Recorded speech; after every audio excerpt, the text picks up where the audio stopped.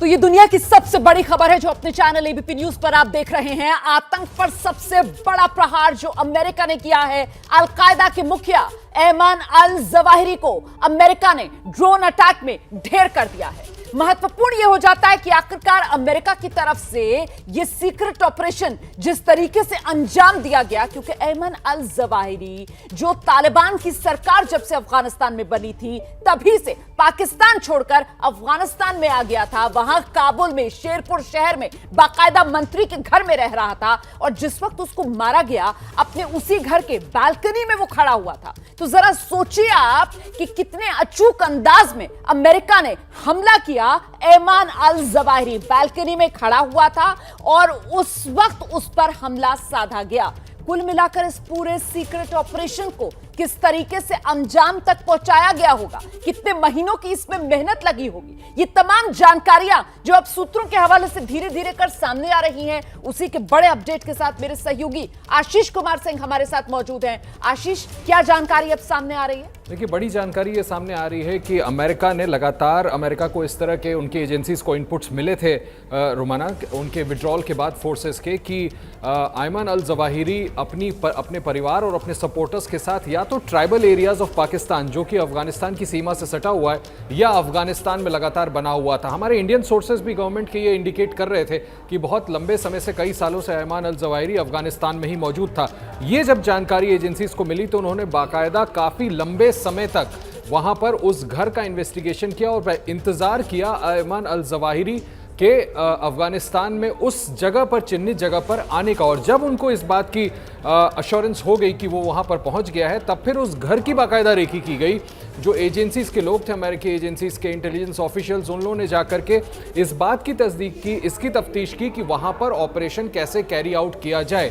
इसके बाद ये तय किया गया कि यहाँ पर ये कैरी आउट किया जा सकता है प्रिसिशन के साथ। सबसे बड़ी बात मैं आपको बताऊं कि उनके पास ये तक कॉन्क्रीट इंफॉर्मेशन मिल गई थी कि ऐमन अल जवाहिरी काबुल के इस घर में खुद आया, उसके साथ उसकी पत्नी, उसकी बेटी और बेटी के बच्चे, ये सब कुछ सारे डिटेल्स उन लोगों को मिल गए थे और उसके बाद उन्होंने इस ऑपरेशन को कैरी आउट करने का निर्णय किया। इसके बाद बाकायदा CIA ऑफिशियल्स और इंटेलिजेंस ऑफिशियल्स की तरफ से प्रेसिडेंट बाइडेन को इसकी ब्रीफिंग दी गई। जुलाई 25 जो हमें जानकारी मिल रही है वो दिन था जबकि senior cabinet officers with CIA officials के साथ प्रेसिडेंट बाइडेन को आखिरी ब्रीफिंग दी गई थी पूरी तरह से कि क्या क्या तैयारी कर ली गई है, किस तरह से प्रिसिशन के साथ इस अटैक को कैरी आउट किया जा सकता है, जिसमें स्वीकृति दी गई राष्ट्रपति बाइडेन की तरफ से कि अब हम आगे बढ़ करके, जबकि एकदम अश्योरेंस मिल चुकी थी कि ऐमन अल जवाहिरी है, इस बात को इंश्योर करना था कि बाकी सदस्य न मारे जाएं। बस एक बात मैं आपको यहां जरूर एडिशनल बताना चाहूंगा।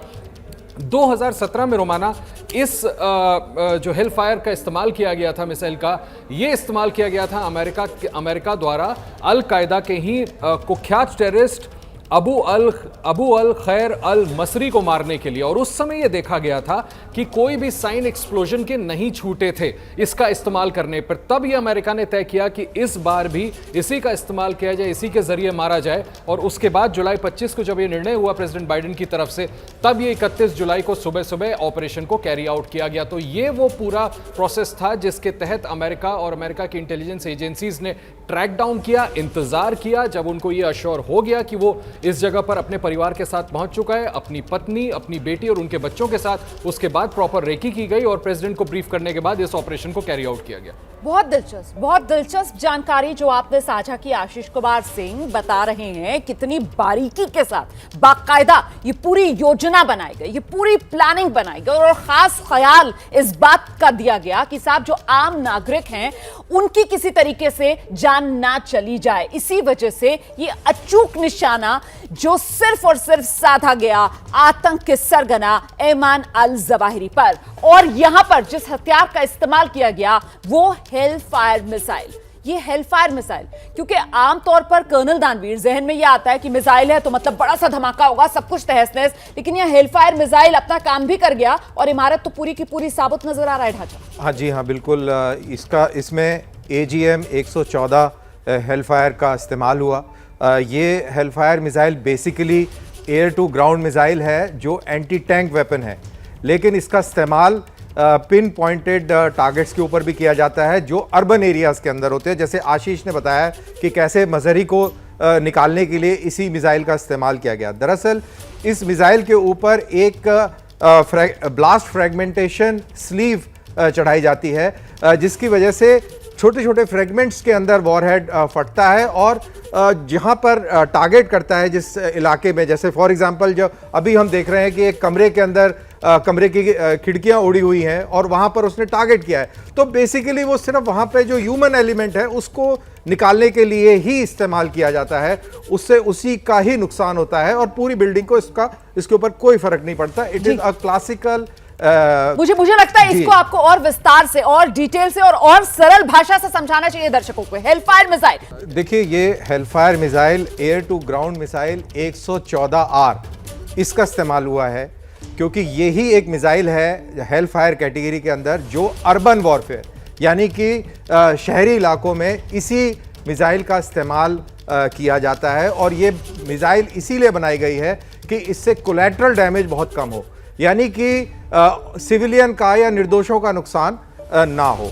और जैसे ये तस्वीरें आपकी बता रही हैं, ये बिल्कुल क्लियरली बता रही हैं कि सिर्फ पिन पॉइंटेड टारगेट को ही डिस्ट्रॉय किया गया है और बाकी कोई भी कोलैटरल डैमेज नज़र नहीं आ रहा, इसीलिए कोई भी सिविलियन की मौत की कोई खबर नहीं आई है। दरअसल ये हाई एक्सप्लोसिव वॉरहेड होता है, कम मात्रा में आप कह लीजिए कि इसकी सामग्री होगी और ये फ्रेगमेंटेशन स्लीव से ढका हुआ है। फ्रेगमेंटेशन मतलब कि छोटे छोटे टुकड़े ब्लास्ट होने के बाद में छोटे छोटे मेटल के टुकड़े जो हैं चारों दिशाओं में फैलेंगे और एंटी पर्सनल यानी कि किसी व्यक्ति को हिट करके उसको मारेंगे, ना कि पूरी बिल्डिंग को डिस्ट्रॉय कर देंगे। उसका वो ब्लास्ट इफेक्ट नहीं होगा जो नॉर्मल मिसाइल्स का होता है, जो अभी हम बात भी कर रहे थे, जैसे यूक्रेन के अंदर हम देख रहे हैं कि कैसे मिसाइल फटती है और पूरा इलाका जो है बिल्कुल ढेर हो जाता है। तो ऐसा नहीं है, ये बहुत ही पिन पॉइंटेड अर्बन वॉरफेयर के लिए स्पेसिफिकली डिजाइंड मिसाइल है जो कि MQ-9 रीपर द्वारा फायर किया गया। जैसे ही घड़ी का काटा दोपहर 2:30 पे आए, बबीता जी का दिल सास बहू साजिश के लिए मचल जाए। और ये है इनकी बहू, पूरे दिन ऑफिस की टेंशन हो जाए गॉन जब ये करें अपना फेवरेट शो फ्री टाइम पे ऑन। इनकी तरह आप भी देखें अपना फेवरेट शो अपने टाइम पर और डाउनलोड कीजिए ABP लाइव ऐप अपने स्मार्ट टीवी पर।